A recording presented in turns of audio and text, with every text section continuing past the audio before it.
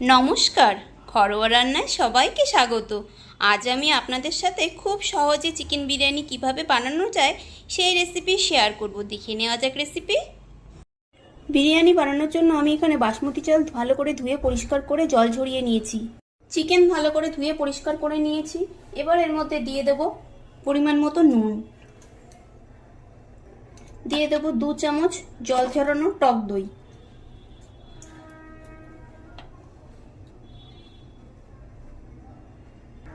দেব জিরে গুঁড়ো, লঙ্কার গুঁড়ো, দেব হাফ চামচ বিরিয়ানির মশলা, দিয়ে দেব আদা বাটা 1 চামচ, রসুন বাটা।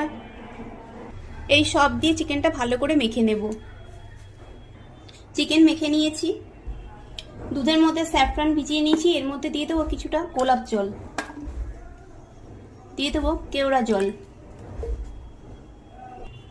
আর একটু দিয়ে দেবো মিঠা আতর। বিরিয়ানির জন্য ভাত বানিয়ে নিয়েছি। কড়াইতে দিয়ে দিয়েছি বেশ কিছুটা রিফাইন্ড তেল। তেল গরম হয়ে গেছে, আলুগুলোকে আমি ছেড়ে দিচ্ছি। আলুগুলো আমি আগে থেকে সেদ্ধ করে নিয়েছিলাম। আলু লাল করে ভেজে নেব।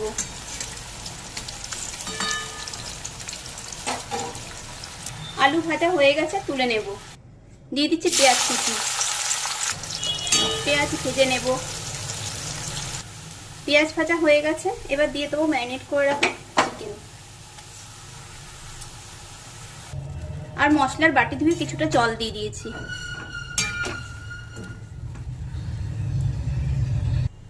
চিকেন ভালো করে একটু মিশিয়ে নিয়েছি। এবার ঢাকা দিয়ে কিছুক্ষণ এভাবে রেখে দেব। কিছুক্ষণ পর ঢাকা খুলে একটু দেখে নিচ্ছি। চিকেনগুলোকে একটু নেড়ে উল্টে দিলাম।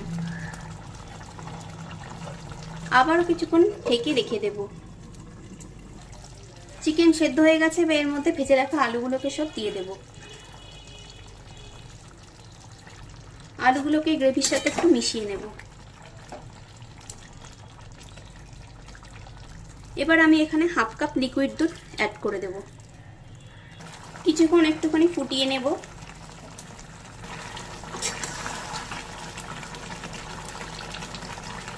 চিকেন আর আলু আমার রান্না করে নেওয়া হয়ে গেছে। এই হাঁড়িতে মেশাবো, সেই হাঁড়িতে কিছুটা বিরিয়ানির ভাত দিয়ে দিয়েছি। দিয়ে দেবো কিছুটা চিকেন, আলু,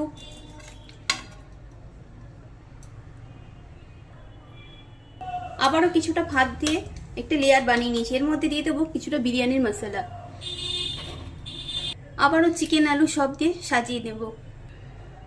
ওপর থেকে আবারও কিছুটা বিরিয়ানির মশলা ছড়িয়ে দেব। দিয়ে দেবো 2 চামচ ঘি।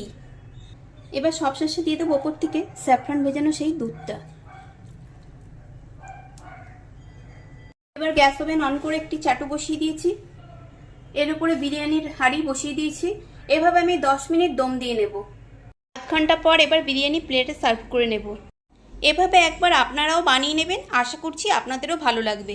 খুব শীঘ্রই দেখা হবে নতুন কোনো ভিডিওতে। সবাই ভালো থাকবেন।